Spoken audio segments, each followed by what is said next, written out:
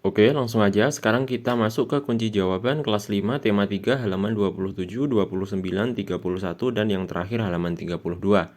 Oke ya, langsung aja kita mulai dari kunci jawaban halaman 27 di bagian ayo berlatih. Buatlah sebuah peta pikiran dengan menjawab beberapa pertanyaan berikut. Dari mana sayur kita dapatkan? Siapa yang menanam sayur? Apakah peranan petani bagi kehidupan kita? Bagaimana cara petani sayur memanfaatkan lingkungan hidup? Tuliskan jawaban pada kolom berikut. Nah, ini jawabannya sudah saya tuliskan di peta pikiran yang sudah disediakan ya. Dari mana sayur kita dapatkan? Jawabannya yaitu dari sawah dan perkebunan. Siapa yang menanam sayur? Jawabannya yaitu petani sayur.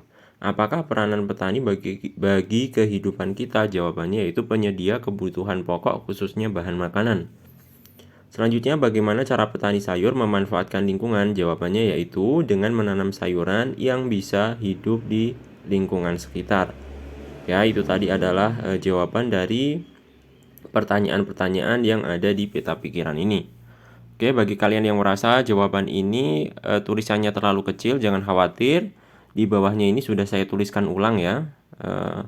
Nah, ini tulisannya lebih besar, silahkan bisa kalian baca sendiri. Ini tadi, tulisan ini sama ya isinya dengan peta pikiran yang ada di atasnya tadi.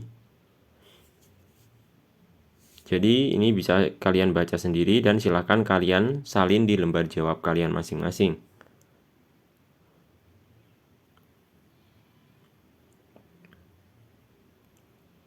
Oke, jika sudah selesai, sekarang kita lanjut ya ke bawahnya. Sekarang kita masuk ke bagian ayo membaca. Nah, di sini ada bacaan berjudulnya Mengenal Wortel. Mari kita baca sama-sama. Sayuran termasuk daftar makanan yang harus dikonsumsi setiap hari. Seperti halnya buah-buahan, sayuran juga menyuplai serat yang sangat dibutuhkan oleh tubuh untuk memperlancar proses pencernaan. Banyak sekali jenis sayuran yang dapat kita pilih untuk dikonsumsi, baik untuk dimasak, dimakan sebagai lalap, maupun dibuat menjadi jus. Dibuat seperti apapun, kita masih tetap bisa merasakan manfaat sayuran bagi kesehatan kita. Salah satu contoh sayuran yang bermanfaat adalah wortel. Wortel baik untuk kesehatan mata karena memiliki vitamin A dan beta-karoten yang tinggi. Lalu, seperti apakah kegiatan petani wortel yang berada di balik tanaman yang berkhasiat ini? Gede Suwardana adalah salah satu petani wortel di Desa Batunya, Kabupaten Tabanan, Bali, yang membudidayakan wortel jenis lokal. Suwardana memaparkan selama masa tanam, para petani rutin memberikan pupuk pada awal masa tanam. Menurutnya, pemberian pupuk di awal masa tanam sangat berpengaruh terhadap perkembangan tanaman. Pupuk yang mereka gunakan adalah pupuk organik. Hasil pertanian wortel lokal juga tidak mengecewakan. Gede Swardana menjelaskan bahwa ia mampu memperoleh omset sebesar 2 juta rupiah per bulan dengan harga jual per kilogram sebesar 7 juta. Mohon maaf ya, ini sebesar 7.000. Untuk pemasaran, Swardana menjelaskan bahwa ia membawa wortel-wortelnya tersebut ke pasar Baturiti Tabanan. Di sana ia bertemu dengan pengepul sayur yang kemudian mendistribusikan wortel-wortelnya ke beberapa daerah di Pulau Bali. Dalam dunia usaha pertanian, ada 3 pihak yang selalu bekerja sama, yakni pemasok, petani yang bersangkutan, dan distributor yang membeli sayur mayur atau buah-buahan dari petani. Ada pula penjual sayur yang secara langsung membeli sayuran dari petani dan menjualnya secara berkeliling. Nah, itu adalah bacaannya. Sekarang kita melanjutkan ke kunci jawaban halaman 29 di bagian ayo menulis. Nah, berdasarkan bacaan di atas, identifikasikan yang pertama itu interaksi manusia dengan lingkungan alam sekitarnya, interaksi manusia dengan lingkungan sosial, dan yang terakhir keberagaman yang dapat kamu temukan di dalam cerita yang disajikan. Nah, ini jawabannya sudah saya sediakan, silahkan bisa kalian tulis jawaban ini di lembar jawab kalian. Oke, mari kita baca untuk jawabannya. Kegiatan yaitu budidaya tanaman wortel, interaksi lingkungan hidup yaitu selama masa tanam, para petani rutin memberikan pupuk pada awal masa tanam. Untuk interaksi sosialnya yaitu Swardana bertemu dengan pengepul sayur yang kemudian mendistribusikan wortel-wortelnya ke beberapa daerah di Pulau Bali. Lanjut, keberagaman yang ada dalam teks di atas yaitu keberagaman jenis pekerjaan.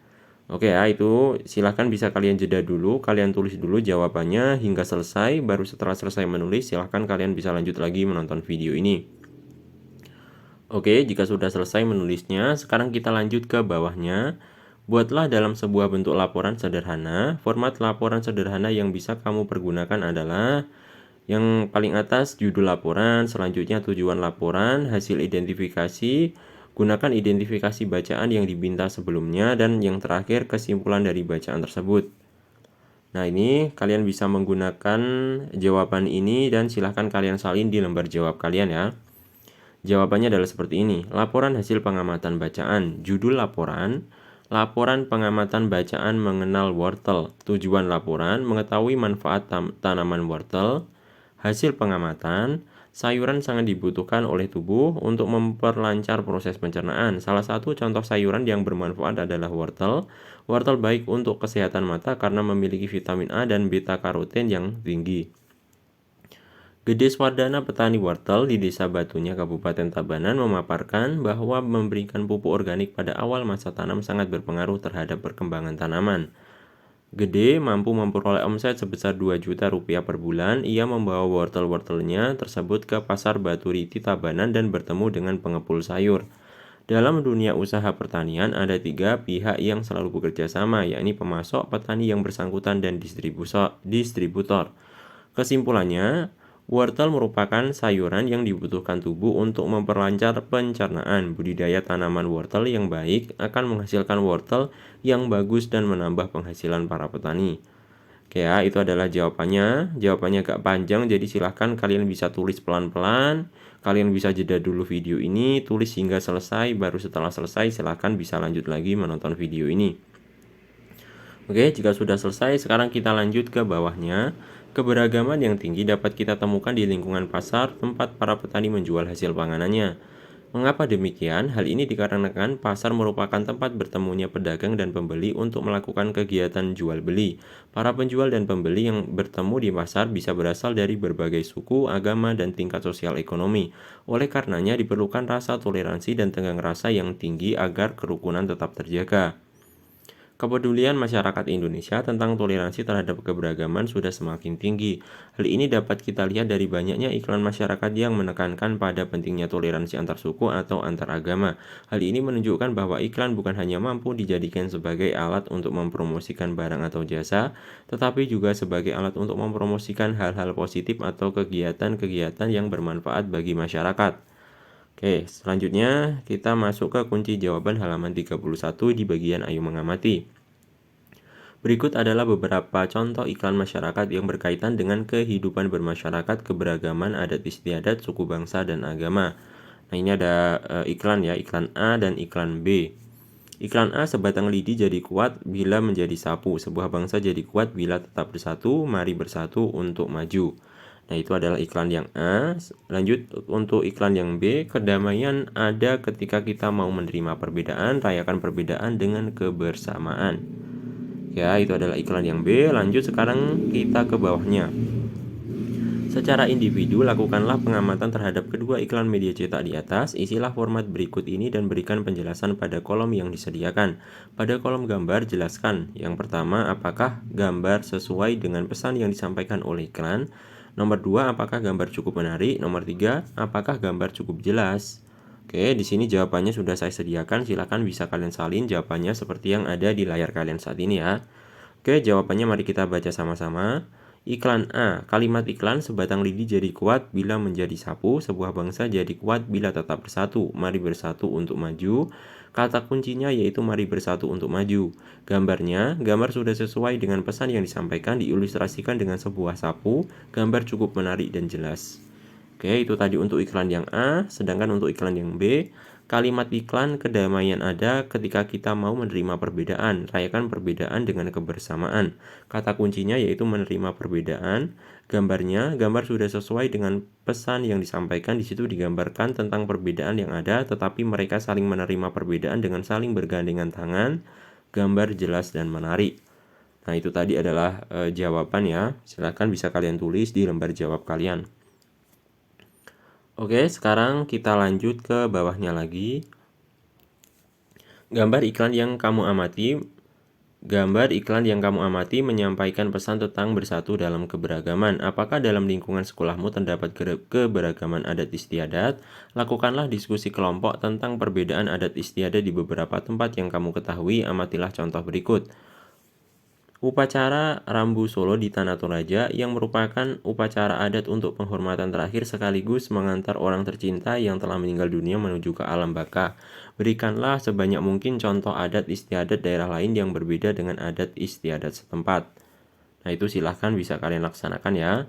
Sekarang kita lanjut ke bagian ayo membaca. Bacalah bacaan tentang adat istiadat Tanah Toraja yakni Rambu Solo di bawah ini. Nah, ini pesona Tanah Toraja. Sebagai salah satu tempat yang terindah di Indonesia, Tanah Toraja di Sulawesi Selatan yang menyimpan begitu banyak pesona alam dan adat istiadat yang unik dan sangat menarik untuk dinikmati. Berkat kekayaan budayanya yang luar biasa, Tanah Toraja bahkan dimasukkan ke dalam daftar sementara warisan dunia oleh UNESCO di tahun 2004. Adalah sebuah upacara kematian yang dinamakan Rambu Solo yang merupakan upacara mengantar sanak keluarga yang telah meninggal dunia ke alam baka.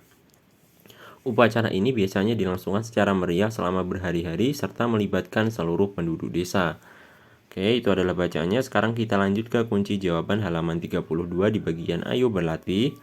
Ini ada pertanyaan seperti apakah adat istiadat yang kamu miliki? Cari tahu lebih banyak tentang adat istiadat yang dimiliki oleh keluargamu.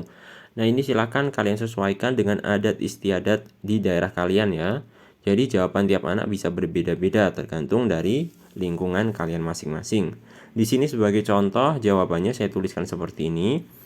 Deskripsi adat istiadat keluargaku, ada 4 bentuk tempat tinggal tradisional yang ada di Jawa Tengah, yaitu bentuk panggang P, bentuk kampung, bentuk limasan, dan bentuk joglo. Bentuk joglo memang lebih dikenal dibandingkan dengan bentuk lainnya. Rumah joglo dahulu merupakan simbol status sosial dan hanya dimiliki oleh orang-orang yang mampu.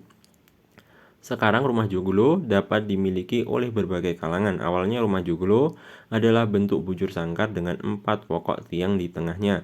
Tiang tersebut dinamakan saka guru. Nah, itu adalah contoh jawabannya. Silahkan kalian bisa sesuaikan jawabannya dengan adat istiadat di tempat kalian ya. Oke, sekarang kita lanjut ke bawahnya. Bandingkan dengan adat istiadat teman-temanmu yang lain, tulislah informasi yang kamu peroleh pada kolom berikut. Nah, ini lagi-lagi jawabannya, silakan kalian bisa langsung tanyakan kepada teman kalian ya. Di sini sebagai contohnya, saya tuliskan untuk jawabannya seperti ini.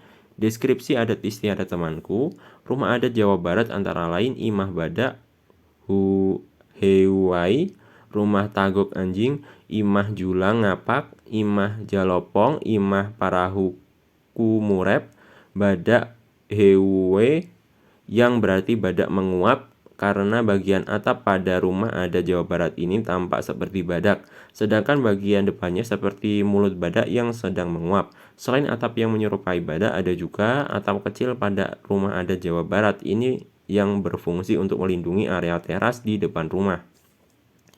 Nah, itu adalah contoh jawabannya. Silahkan kalian bisa sesuaikan jawabannya dengan adat istiadat teman kalian ya. Lanjut sekarang kita ke bagian ayo renungkan. Oke, mari kita baca di sini ada beberapa pertanyaan. Menurutmu mengapa manusia perlu berinteraksi dengan lingkungannya? Jawabannya, manusia perlu berinteraksi dengan lingkungannya dalam rangka memenuhi kebutuhannya sebagai cara untuk bertahan hidup. Baik interaksi pada sesama manusia, interaksi dengan hewan, interaksi dengan tumbuhan, dan bahkan interaksi dengan komponen abiotik yang ada pada lingkungan. Itu jawabannya, silahkan bisa kalian tulis di lembar jawab kalian. Oke, sekarang kita lanjut ke bawahnya. Di sini masih ada pertanyaan lagi. Apa yang membedakan lingkungan alam dan lingkungan sosial? Mana yang lebih penting untuk kehidupan manusia? Lingkungan alam atau lingkungan sosial? Jelaskan jawabanmu. Nah, untuk jawabannya yaitu lingkungan alam adalah lingkungan yang terjadi di kehidupan yang berhubungan dengan kehidupan biotik. Lingkungan sosial adalah lingkungan yang terjadi karena suatu interaksi di mana di situ terdapat masyarakat. Semua lingkungan baik alam maupun sosial sama pentingnya untuk kepentingan manusia. Oke, jawabannya silahkan bisa kalian tulis di lembar jawab kalian. Oke, jika sudah, sekarang kita lanjut ke bagian yang terakhir yaitu kegiatan bersama orang tua. Carilah contoh iklan media cetak dari majalah atau koran, tunjukkan iklan tersebut kepada orang tuamu dan mintalah mereka menyebutkan kata kunci dari iklan tersebut. Berikan pendapatmu tentang jawaban yang diberikan oleh orang tuamu, jelaskan juga kepada mereka cara menentukan kata kunci dan manfaat kata kunci dalam iklan media cetak. Nah, ini silahkan kalian bisa lakukan sendiri ya. Kalian bisa mengambil koran atau mengambil majalah dan silahkan kalian tunjukkan kepada orang tua kalian. Di sini untuk contoh jawabannya saya tuliskan seperti ini. Kata kunci pada iklan adalah jagoan dan semangat. Cara menemukan kata kunci adalah dengan mencari tema yang terdapat di dalam iklan, membaca kalimat iklan dengan seksama dan menentukan kata kunci dari iklan tersebut. Manfaatnya adalah menyampaikan pesan kepada pembaca. Oke, jadi ini silahkan kalian bisa laksanakan dan kalian tanyakan kepada orang tua kalian ya. Oke, cukup sekian dari video kali ini. Mudah-mudahan jawaban-jawaban yang saya berikan dapat bermanfaat dan sampai jumpa di video selanjutnya.